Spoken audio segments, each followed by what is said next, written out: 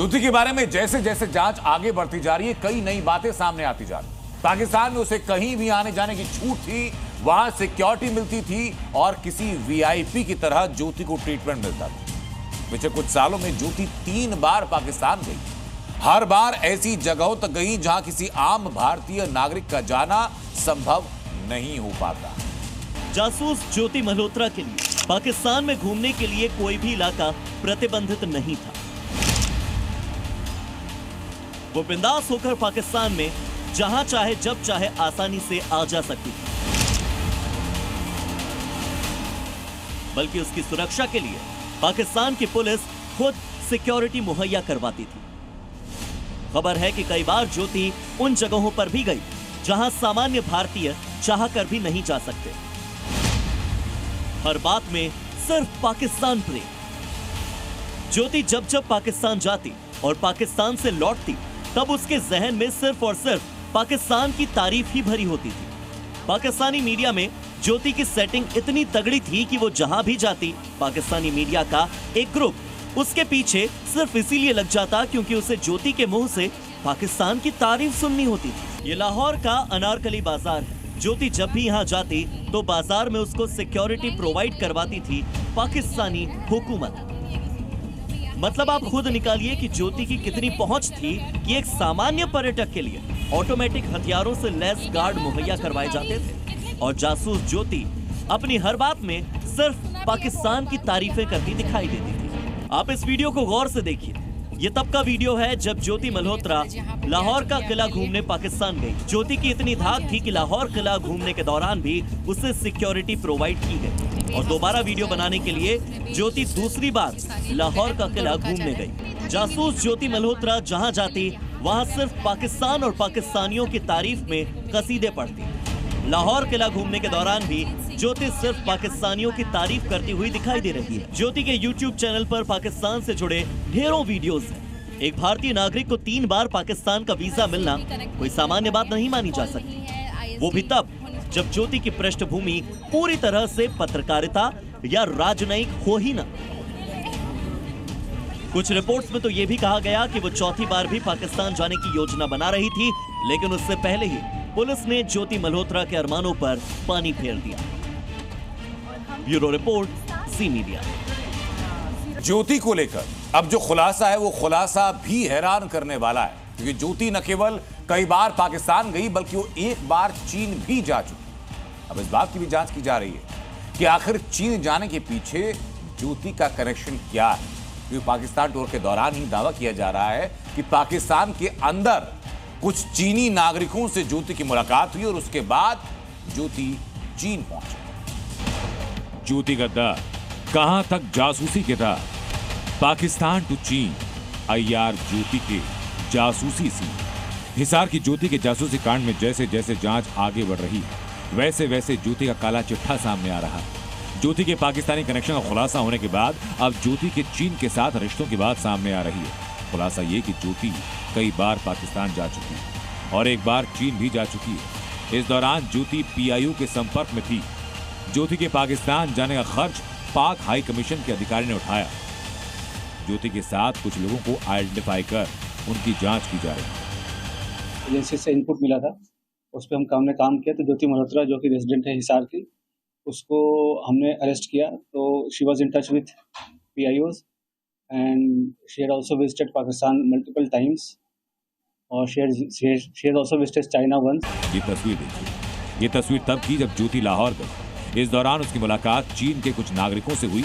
आप खुद सुनिए कि ज्योति मल्होत्रा चीन के वीजा के लिए बात करती नजर आ रही है। अब जरा एक और तस्वीर देखिए, ये ज्योति के चीन दौरे की। इस दौरान ज्योति ने चीन के कई शहरों का दौरा किया। शंघाई से लेकर बीजिंग तक हर जगह गई जहां पर उसे चीन के एजेंट्स ने बुलाया। जैसे पाकिस्तान में चीन के अधिकारियों से मुलाकात के बाद ज्योति का चीन का सीन बना। 17 अप्रैल 2024 ज्योति 1 महीने के टूर पर पाकिस्तान गई। 15 मई तक वो पाकिस्तान में रही। 25 दिन बाद 10 जून को चीन गई। 9 जुलाई तक चीन में रही। 10 जुलाई 2024 को नेपाल के काठमांडू पहुंची। ज्योति मल्होत्रा का YouTube चैनल ट्रैवल विद जो और Instagram अकाउंट मिलकर लाखों फॉलोअर्स हैं, जिनका इस्तेमाल कर वो पाकिस्तानी नैरेटिव को बढ़ावा दे रही थी। पुलिस के मुताबिक ये एक तरह का नैरेटिव वॉरफेयर है जिसमें सोशल मीडिया इन्फ्लुएंसर का एजेंट के तौर पर इस्तेमाल किया जाता है। जो मॉडर्न वॉरफेयर है, it is not fought only on the border. तो एक नया जो मॉडस ऑपरेंडी जो एमओ हमें पता चला है कि जो पीआईओज हैं वो कुछ सोशल मीडिया इन्फ्लुएंसर्स को रिक्रूट करने की कोशिश कर रहे हैं। अब पुलिस ज्योति के हर तार को खंगाल रही है ताकि पता लगाया जा सके कि ज्योति के तार पाकिस्तान और चीन में किस किस से जुड़े थे। ब्यूरो रिपोर्ट, जी मीडिया। पहलगाम अटैक के बाद भारत ने पाकिस्तान को सबक सिखाया और अब बारी है देश के अंदर बैठे उन गद्दारों की जिन पर आरोप ये कि पाकिस्तान के लिए भारत के खिलाफ जासूसी करते हैं। अब तक इस जांच में सामने आया कि इस पूरी जासूसी का डायरेक्टर पाकिस्तानी दूतावास में तैनात दानिश था। दानिश ने ज्योति का पूरा टूर स्पॉन्सर किया और इसके साथ कई और इंडियन सोशल मीडिया इन्फ्लुएंसर से भी कांटेक्ट किया। जासूसी की साजिश में अब तक कितने किरदार सामने आ चुके हैं, ज्योति के अलावा और कितने ऐसे हैं जो दानिश के संपर्क में थे, वो पूरा कच्चा चिट्ठा इस रिपोर्ट में देखिए। जासूसी की साजिश का डायरेक्टर पाकिस्तानी दानिश।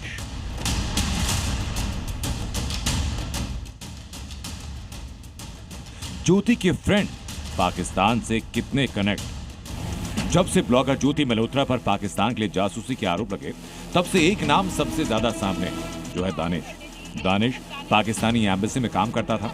इस पूरे जासूसी कांड का डायरेक्टर दानिश को ही बताया जा रहा है क्योंकि सिक्योरिटी एजेंसीज की शुरुआती जांच में बड़े खुलासे हुए। दानिश ज्योति के साथ भारत के कई यूट्यूबर्स के संपर्क में था। पहलगाम हमले के दौरान भारत पाकिस्तान के बीच चल रहे वॉर के दौरान भी ज्योति दानिश के लगातार टच में थी।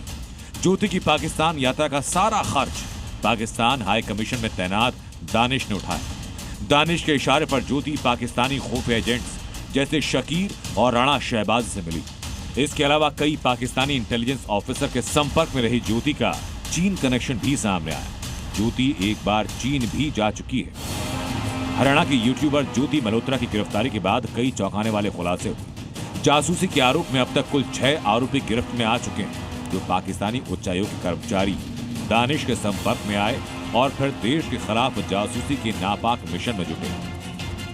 आरोपी नंबर 1 ज्योति के अलावा आरोपी नंबर 2 गजाला, आरोपी नंबर 3 यासीन मोहम्मद, आरोपी नंबर 4 देवेंद्र सिंह ढिल्लों, आरोपी नंबर 5 अरमान और आरोपी नंबर 6 नुमान इलाही। इसके अलावा रामपुर से भी जासूसी के आरोप में शहजाद तो नूह से अरमान को पाकिस्तान के लिए भारत के खिलाफ जासूसी के आरोप में अरेस्ट किया गया। ज्योति के अलावा यूट्यूबर डॉक्टर यात्री भी शक के घेरे में।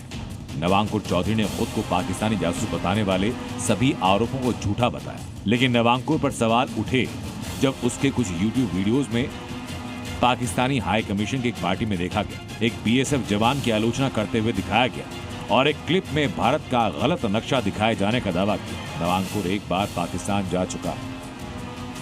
दरअसल जासूसी के आरोप में गिरफ्तार ज्योति पर आरोप ये कि उसने ऑपरेशन सिंदूर और सैन्य गतिविधियों की जानकारी पाकिस्तानी एजेंट दानिश के साथ शेयर की। सिर्फ इतना नहीं, ज्योति आतंकी हमले से पहले पहलगाम गई। अब सवाल ये, आखिर ज्योति पहलगाम क्यों गई? कि क्या ज्योति पहलगाम की रेकी करने गई थी? क्या उसने पहलगाम लोकेशन की पूरी जानकारी आईएसआई हैंडलर्स को दी? क्या उसे पहलगाम अटैक के बारे में सब पता था? क्या ज्योति ने पैसों की खातिर देश की सुरक्षा को बेच दिया? पाकिस्तान जब गई थी तो आपसे फोन पर बातचीत तो करते हो क्योंकि आपसे ज्यादा लगाव था? न फोन पे तो कोई बात, आने पे बात करे करते बस। अच्छा, क्या बताते थे? पाकिस्तान हुआ है। अच्छा, ये बात बताए थे कि पाकिस्तान हुआ है। अब आईबी और पुलिस ज्योति और बाकी आरोपियों से पूछताछ कर रही है जिन पर देश के खिलाफ जासूसी करने का आरोप। जांच जारी। ज्योति से पूछताछ के बाद कई और आरोपियों पर शिकंजा कसा गया, उनसे भी पूछताछ की जा रही और कौन कौन शामिल था सारी तहकीकात की जा रही है। ब्यूरो रिपोर्ट, जी। देश में छिपे पाकिस्तानी जासूसों के नेटवर्क पर बड़ा खुलासा लगातार हो रहा है। 3 राज्य मुख्य हैं, हरियाणा, पंजाब और उत्तर प्रदेश। तीनों राज्यों में बड़ी कार्रवाई को अंजाम दिया जा रहा है। एजेंसीज के इनपुट के आधार पर पूरे के पूरे नेटवर्क को तलाशा जा रहा है। ये जासूस पाकिस्तानी सैन्य अधिकारियों के संपर्क में थे और आईएसआई के इशारे पर देश की जो सेंसिटिव इंफॉर्मेशन, संवेदनशील जानकारी है, उसको पाकिस्तान के लोगों के साथ शेयर कर रहे हैं। रिपोर्ट देखिए। शहर शहर पाकिस्तान के यार।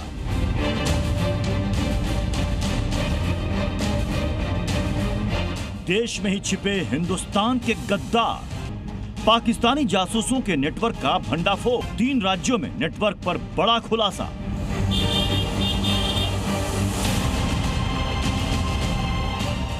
खुफिया इनपुट के बाद शहर शहर देश के गद्दारों की सबसे बड़ी तलाश की जा रही है। अब तक 3 राज्यों यूपी, पंजाब और हरियाणा के 9 शहरों से 12 जासूस केंद्रीय एजेंसियों की रडार पर आ चुके हैं। पाकिस्तान के वफादारों की लिस्ट बहुत लंबी है। हरियाणा के पानीपत से नोमान इलाही, हिसार से ज्योति मल्होत्रा, नू से अरमान और मोहम्मद तारिक, कैथल से देवेंद्र सिंह, पंजाब के जालंधर से मोहम्मद मुर्तजा अली, मालरेक कोटला से गजाला खातून, यामीन, जबकि यूपी के मुरादाबाद से शहजाद को गिरफ्तार कर लिया गया। इन सभी की गिरफ्तारी के बाद कुछ कॉमन चीजें सामने आई, जिसमें जासूसी के 6 आरोपियों के वीजा को लेकर नई दिल्ली में पाकिस्तानी एम्बेसी से संपर्क हुआ। हिसार की यूट्यूबर ज्योति मल्होत्रा के तो पाकिस्तानी एम्बेसी के अधिकारी दानिश से लिंक तक भी मिले हैं। इनमें से ज्यादातर सभी ने पाकिस्तान की यात्रा भी की है। खास बात यह भी है, ये सभी 20 से 35 साल की उम्र के यानी कि युवा हैं। इस उम्र में पैसे और हनी ट्रैप के लालच में फंसाना आसान है। वहीं सभी मिडिल क्लास फैमिली से आते हैं। चारों तरफ चौकसी भी बढ़ी है और उस बढ़ी हुई चौकसी का ये नतीजा है कि हमारी जो इंटेलिजेंस एजेंसियां हैं उनके पास बेहतर इंफॉर्मेशन भी आई है और ये जो युद्ध का माहौल बना, इसमें इन लोगों की भी गतिविधियां कुछ बढ़ी, तो उसमें ये पकड़े गए। कैराना में जहां पाकिस्तानी जासूस नुमान रह रहा था, अब पुलिस उस इलाके में मार्च निकाल रही है। तो वहीं हिसार से पकड़ी गई ज्योति के पिता से जी न्यूज ने बात की, जिसमें कई हैरान करने वाली बातें भी सामने आई। ज्योति के पिता ने कहा कि ज्योति ने कभी भी नहीं बताया कि वो पाकिस्तान गई है। वो घर में बोलकर जाती थी कि वो दिल्ली जा रही है। अच्छा। मेरे को तो कह के जाया करती, मैं तो दिल्ली जा रही हूँ, 2 दिन में आऊँगी कि 4 दिन में आऊँगी कि 5 दिन में आऊँगी, इतनी बात कह के जाया करती। अच्छा। पाकिस्तान का तो मेरे को आज पता चला है ये कुछ। अच्छा। मेरे को पहले कुछ नहीं पता था, ये टीवी में देखा उसमें पता चला है, पहले तो मेरे को पता नहीं था। अच्छा, चाइना गई थी, कभी जानकारी हुई? नहीं, मेरे को इस चीज़ों का कोई पता नहीं, ना मेरे को बता कर जाती थी। अच्छा, तो ये पाकिस्तान एम्बेसी से इनविटेशन आया था, तो कभी इस बात का घर में कुछ जिक्र होता था? क्या काम करती थी? कभी आपने पूछा कि ज्योति काम क्या करती हो? ये तो कह रही है मैं तो मीडिया बनाती हूँ जी घर पे। अच्छा, बाकी कुछ नहीं करती मैं। अब इन गिरफ्तारियों के बाद भारत में मौजूद पाकिस्तानी हाई कमीशन पर गंभीर सवाल उठ रहे हैं। संदेह है कि पाकिस्तानी हाई कमीशन भी साजिश में शामिल हो सकता है। भारत में तैनात पाकिस्तानी अधिकारी दानिश को 24 घंटे के अंदर देश छोड़ने का आदेश भी दे दिया गया था। सुरक्षा एजेंसियां पूरी तरह से सतर्क हैं। देश के हर एक गद्दार को पकड़कर पूरी जांच की जा रही है, जिससे देश को अब तक जो नुकसान इन लोगों ने पहुंचाया उसकी पूरी भरपाई की जा सके और आगे कोई भी ऐसी हिमाकत ना कर सके। ब्यूरो रिपोर्ट, जी मीडिया। उत्तर प्रदेश में योगी फोर्स भी गद्दारों पर स्ट्राइक कर रही है। पानीपत से पकड़े गए गद्दार नोमान इलाही का कैराना कनेक्शन भी सामने आया। नोमान कैराना का रहने वाला है और जिस पाकिस्तानी हैंडल के टच में वो है उसका भी कैराना से नाता है। ऐसे में उत्तर प्रदेश में योगी फोर्स कैराना में डेरा डाल चुकी है, क्योंकि कहा यह जा रहा है कि वे ISI से जुड़े कई और लोग भी पकड़ में आ सकते हैं।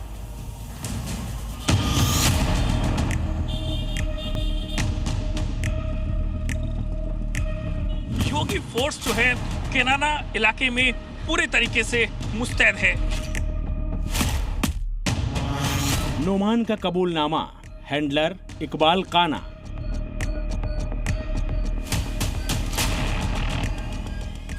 जासूसी का ठिकाना, कमांड सेंटर कैराना। जैसे जैसे देश के गद्दारों से पूछताछ हो रही है, वैसे वैसे बड़ा खुलासा हो रहा है। पाकिस्तान की हर एक साजिश बेनकाब हो रही है। पाकिस्तान का हर एक सच दुनिया के सामने आ रहा है। खुलासा हो रहा है कि शहर शहर गद्दारों का कमांड सेंटर कैराना ही था और उसका सबसे ताज़ा सबूत है जासूस नोमान इलाही की उसके हैंडलर से हुई चैट और वॉइस कॉल। जांच एजेंसियों की जांच में बड़ा खुलासा हुआ है। पता चला है कि ISI ने ऑपरेशन सिंदूर के दौरान नोमान को बड़ा टास्क दिया था और ऑपरेशन सिंदूर के दौरान नोमान इलाही की बात पाकिस्तानी ISI हैंडलर इकबाल काना के साथ हुई थी। साहब प्लीज मुझे माफ कर दो, मेरी क्या गलती है? आप बैठे हो मेरे लिए, तू मेरा काम करेगा। अब कब करेगा तू काम? आर्मी के 2 प्रिंट दे दे। 2 दिन बस जनाब। कश्मीर जाओ और कैंट की फोटो लेकर आओ। जी जनाब। गुड। ये बातचीत ISI के हैंडलर इकबाल काना और नोमान के बीच की है, जिसके बाद एक वॉइस चैट इकबाल और नोमान के बीच की और है। जिसमें इकबाल काना कह रहा है जम्मू कश्मीर की तरफ जो जालंधर और अमृतसर होते हुए ट्रेन आती है उनकी लोकेशन भेजो। तो नोमान कहता है जी जनाब। जवाब में इकबाल काना कहता है और जाकर देखो उसमें कितने लोग आ रहे हैं।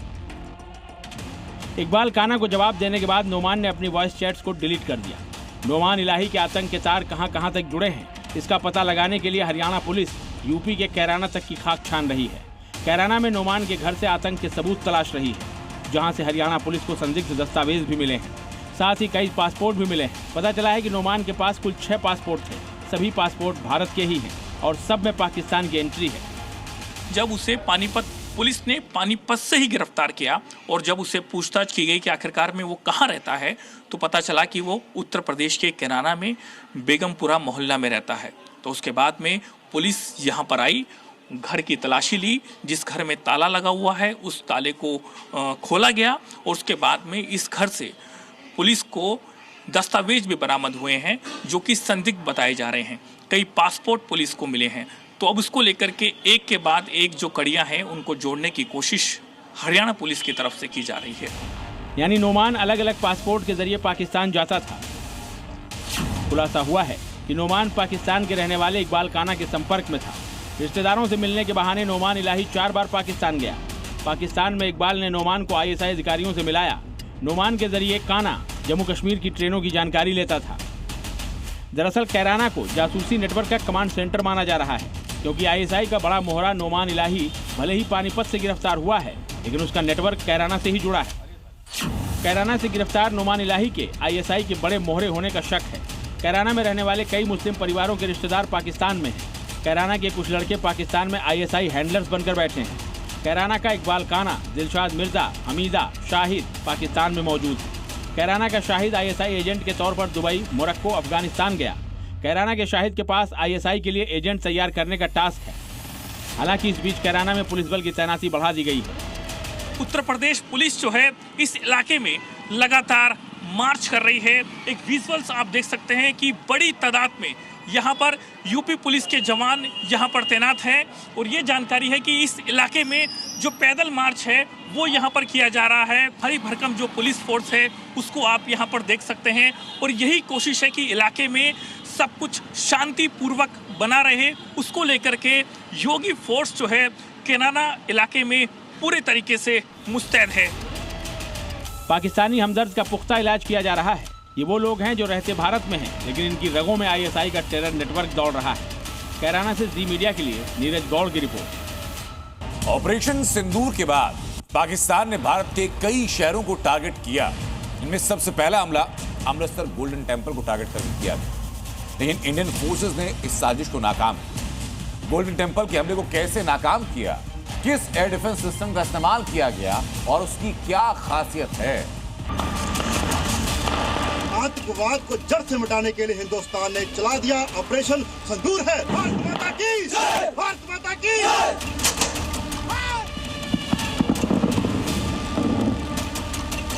मुनीर की मजहबी साजिश इंडियन आर्मी ने की फेल।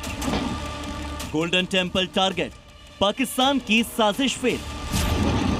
ऑपरेशन सिंदूर के बाद बौखलाए पाकिस्तान ने पंजाब के कई शहरों पर ड्रोन और मिसाइल अटैक किए। पाकिस्तान ने सिर्फ इंडियन आर्मी और एयरफोर्स के ठिकानों पर ही अटैक नहीं किया, बल्कि मुनीर की फौज ने सिविलियंस, बच्चों और महिलाओं के साथ ही धार्मिक स्थलों को भी निशाना बनाया। जम्मू कश्मीर में कई चर्च और गुरुद्वारों पर हमले किए गए, लेकिन पाकिस्तान का सबसे बड़ा टारगेट अमृतसर था। Golden Temple hierarchy realized there was possibly a threat when it was explained to them.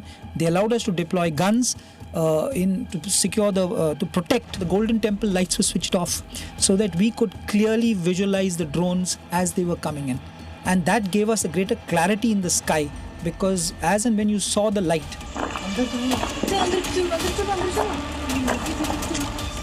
ये 8 और 9 मई की दरमियानी रात का वीडियो है, जब पाकिस्तान ने अमृतसर पर अटैक किया था। ताबड़तोड़ ड्रोन और मिसाइलें छोड़ी थी, जिसमें इंडियन फोर्सेस के साथ ही सबसे बड़ा टारगेट धार्मिक स्थल था। इसीलिए पाकिस्तान ने गोल्डन टेम्पल को टारगेट करके मिसाइल दागी। कई बार हरमंदिर साहिब को निशाना बनाया, लेकिन सेना पाकिस्तानी हमले को नाकाम करती रही। 8 और 9 मई की रात यह हमला नाकाम किया गया। He has even targeted religious places specifically. A case in point being the Golden Temple located in Amritsar, which is internationally renowned and a place of faith for everybody. It saw a surfeit of drone and missile attacks, which were thwarted bravely by our army AD gunners. दरअसल पंजाब में attack करके Pakistan Khalistani card खेलना चाहता है। सिखों के sentiment से खेलकर भारत में मजहबी तनाव फैलाना चाहता है। इसीलिए गोल्डन टेम्पल पर हमला किया, लेकिन भारतीय सेना को मुनीर की फौज की सस्ती ट्रिक का अंदाजा पहले से ही था। इसीलिए इंडियन फोर्सेस पहले से तैयार थी। जवानों ने एक एक पाकिस्तानी हमले को नाकाम किया, जिसमें काम आया एंटी एयरक्राफ्ट गन L-70। आज जवानों ने इसका डेमो दिखाया कि कैसे उस दिन हमलों को नाकाम किया गया। L-70 बाकी डिफेंस सिस्टम के मुकाबले सस्ता और स्वीडन की बोफोर्स कंपनी का डेवलप किया हुआ है। लाइसेंस के तहत इसका प्रोडक्शन भारत में हुआ है। L-70 गन की रडार 40 mm है। इलेक्ट्रो ऑप्टिकल सेंसर और ऑटो ट्रैकिंग सिस्टम के साथ इसे अपग्रेड किया गया है। L-70 गन 4 किलोमीटर तक प्रति मिनट 240 से 330 राउंड फायर कर सकती है। ड्रोन के झुंड को खत्म करने में इसकी महारत हासिल है। एयर डिफेंडर्स ऑफ पंजाब कहा जाता है। ये पूरा का पूरा इलाका पंजाब का हमारी एयर डिफेंस की रिस्पॉन्सिबिलिटी बनता है। हमने बहुत हायर कमांडर की प्लानिंग के साथ यहाँ पर ग्राउंड लेवल पर इसकी एग्जीक्यूशन बहुत ही प्रिसीजन और बहुत ही अव्वल दर्जे की गई है। आपका अगेन मैं मेंशन करना चाहूँगा लेयर्ड एंड टियर डिफेंस।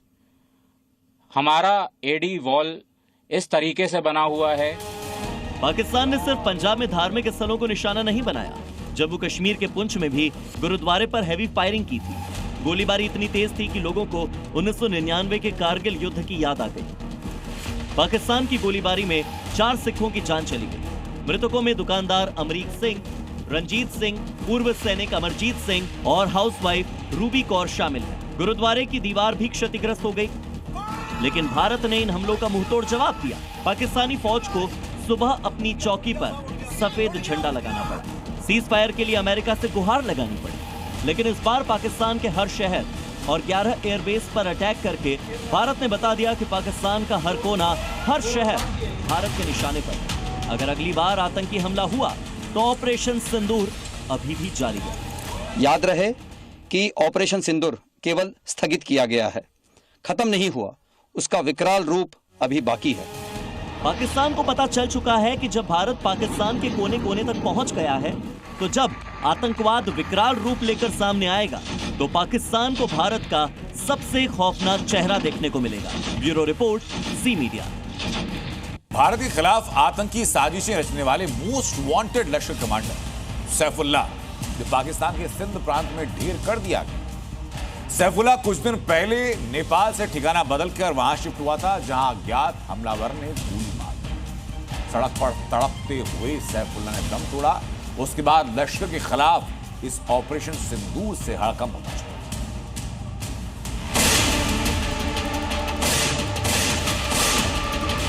लश्कर के विरुद्ध शहंशाह का ऑपरेशन सिंदूर। भारत का मोस्ट वांटेड सैफुल्लाह पाकिस्तान में ढेर। आतंक के खिलाफ जो युद्ध शुरू हुआ है, उसका असर पाकिस्तान में साफ नजर आ रहा है। ऑपरेशन सिंदूर के तहत भारतीय सेना ने पाकिस्तान में आतंकी ठिकानों को तबाह कर दिया, लेकिन इसके बाद भी पाकिस्तान के अलग अलग इलाकों में आतंकियों का सफाया जारी है। पाकिस्तान के सिंध प्रांत में जमीन पर तड़पता ये शख्स भारत का मोस्ट वांटेड आतंकी रजुल्लाह निजामनी और अबू सैफुल्लाह है। भारत के खिलाफ लश्कर के टॉप कमांडर ने कई आतंकी हमलों की साजिशों को अंजाम दिया, लेकिन अब उसके आतंक का अंत हो चुका है। जानकारी के मुताबिक सिंध के मतली फलकारा चौक के पास सैफुल्लाह पर हमला हुआ। अज्ञात हमलावरों ने सैफुल्लाह पर गोलियां बरसा दी, जिसके बाद जमीन पर तड़पते हुए उसकी मौत हो गई। सैफुल्लाह लश्कर का टॉप कमांडर था और बीच बाजार हुई उसकी हत्या से वहां शहंशाह का खौफ भी फैल चुका है। वो इसीलिए क्योंकि पिछले कई दिनों में पाकिस्तान के अलग अलग इलाकों में अज्ञात हमलावरों ने कई आतंकियों का सफाया कर दिया है और लश्कर के विरुद्ध इसे शहंशाह का ऑपरेशन सिंदूर माना जा रहा है।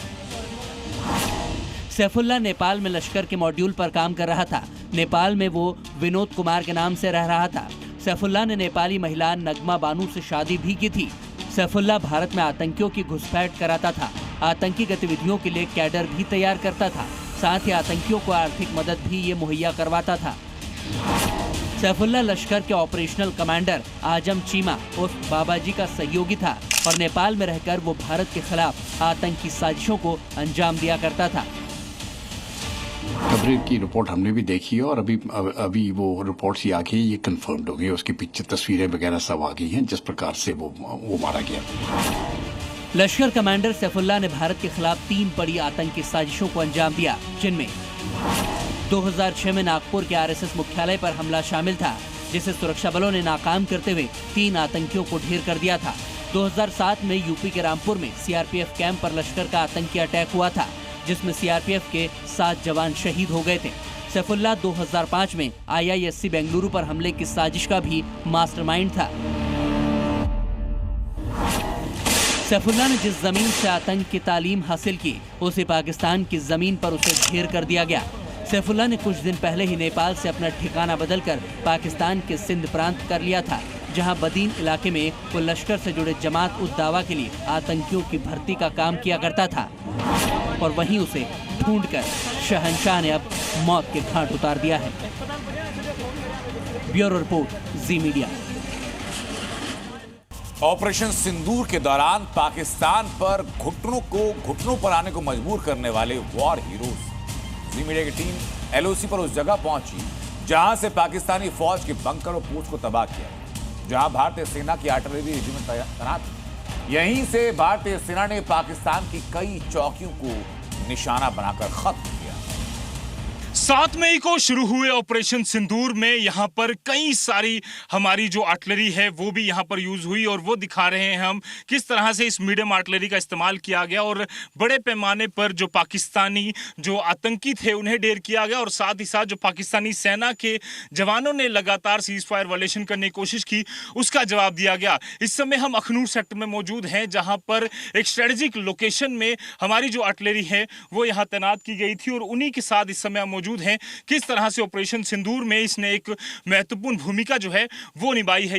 एक मीडियम रेंज आर्टिलरी है जिसका इस्तेमाल यहां पर किया गया पाकिस्तान की दुश्मनों की जो पोस्ट है वो उड़ाने के लिए और इन्हीं वेपन्स का आप देख सकते हैं इसी आर्टिलरी का इस्तेमाल किया गया और एक कंबाइन ऑपरेशन कर यहां पर जो आपको बात करें तो एक कम से कम क्विंटल की ये पूरी जो मिसाइल है आर्टिलरी है वो होती है जिससे यहां से टारगेट किया जाता है और यही जो जवान है वो पूरी तरह से तैनात होते हैं जो लगातार पूरी तरह से इस ऑपरेशन को यहां पर करते हैं और आज पाकिस्तान जो है वो दुनिया को झूठे दावे कर रहा है पर ये भारतीय सेना जिसका शौर्य जिसका परचम हमेशा से लहराता रहा है और एक बार फिर से इन्होंने यहां पर ये जज्बा दिखाया और ये वो जवान हैं इनके जुनून की वजह से जय भारत माता की जय, भारत माता की जय। ये जुनून ये जज्बा ये हमारी भारतीय सेना और पाकिस्तान को मुंह तोड़ जवाब हमने दिया है। पाकिस्तान तेरी खैर नहीं और एक एक कर चुन कर उनकी पोस्टें यहां से पार उड़ाई गई। 25 से 30 पाकिस्तानी सैनिक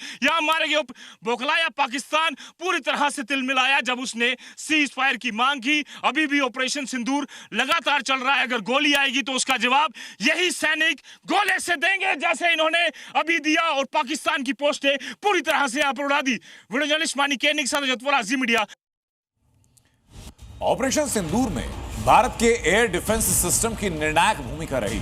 पाकिस्तान के हर वार को भारत के मल्टी एयर डिफेंस सिस्टम ने बेकार किया। ऑपरेशन सिंदूर में जहां एक तरफ भारतीय सेना ने जमीन पर दुश्मन को करारा जवाब दिया तो आसमान में भी भारत का एयर डिफेंस सिस्टम पूरी मजबूती से डटा रहा। तस्वीरों में जो आप देख रहे हैं ये पाकिस्तान की उस कायराना हरकत के सबूत हैं जो पाकिस्तान ने हमारे जम्मू कश्मीर में सिविलियन एरियाज को टारगेट कर किया था। ये वो साक्ष्य हैं पाकिस्तान से भेजे गए उन ड्रोन्स के उन मिसाइल्स के जिसे हमारे बहादुर और जवानों ने यहाँ पर पूरी तरह से इंटरसेप्ट किया और इसकी मदद की हमारे आकाश तीर एयर डिफेंस सिस्टम ने। किस तरह से इन जो ड्रोन्स भेजे गए थे जो मिसाइलें भेजी गई और जो पाकिस्तान ने यहाँ पर हवा से जो भी थ्रेट भेजा उसके पर खच्चे उड़ा दिए और पूरी तरह से उसे जमींदोज कर दिया। और वो तस्वीरें अब आपको हम दिखाएंगे।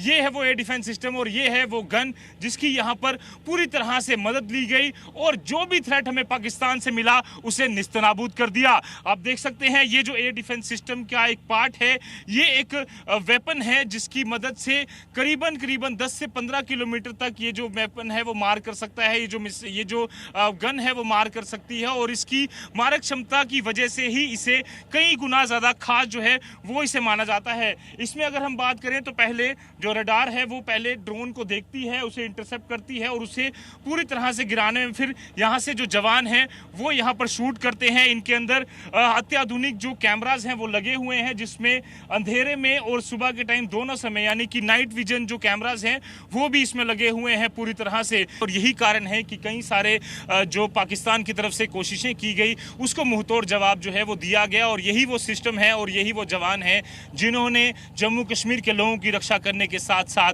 पाकिस्तानी सेना को इतनी बड़ी हार यहाँ पर दी है, जो कि साफ तौर पर आज पाकिस्तानी सेना और वहाँ के नागरिक गा गा कर वीडियो बनाकर दुनिया भर में भेज रहे हैं कि देखिए अब हम कटोरा लेके फिर से आपके पास आएंगे, पैसे मांगेंगे कि हमारे पर भारतीय सेना ने कितना बड़ा घात किया है और कितना बड़ा नुकसान हमें यहाँ पर पहुंचाया है। वीडियो जर्नलिस्ट मानी केनी सदजतपुर आजी मीडिया। पाकिस्तान का एक और झूठ बेनकाब हुआ है। पहलगाम हमले से किनारा करने वाले पाकिस्तान को उसी के एक पत्रकार ने कैमरे के सामने डिकोड कर दिया, बेनकाब, और दावा यह किया कि आतंकी हमले में पाकिस्तानी सेना के 2 कमांडो शामिल थे। इसी बीच IMF ने 11 शर्तें लगा दी, एक और झटका पाकिस्तान को दिया तो पाकिस्तान एक बार फिर चीन की शरण में पहुंच चुका है। पाकिस्तान के झूठ का पर्दाफाश। आतंकियों में शामिल थे पाक सेना के 2 कमांडो। पाकिस्तानी पत्रकार ने खोली पोल। पहलगाम हमले में पाकिस्तान के कनेक्शन का झूठ एक बार फिर बेनकाब हो गया और इस झूठ का पर्दाफाश किया है पाकिस्तान के ही एक पत्रकार ने, जिसने कैमरे के सामने इस बात का दावा किया कि पहलगाम हमले में आतंकियों के साथ पाकिस्तानी सेना भी शामिल थी और जिन आतंकियों ने निहत्थे भारतीयों पर गोलियां बरसाई उनमें पाकिस्तानी सेना के 2 कमांडो भी थे। पहलगाम हमले के बाद भारत ने ऑपरेशन सिंदूर से पहले पाकिस्तान को कड़ी चेतावनी दी थी, लेकिन पाकिस्तान अब तक इस बात से इनकार कर रहा है। पाकिस्तान के टीवी चैनल से बात करते हुए वहां के विदेश मंत्री इशाक डार का एक बेतुका बयान फिर सामने आया। और राजनीति में आज सिर्फ इतना ही। अब बने रहिए जी न्यूज़ के साथ।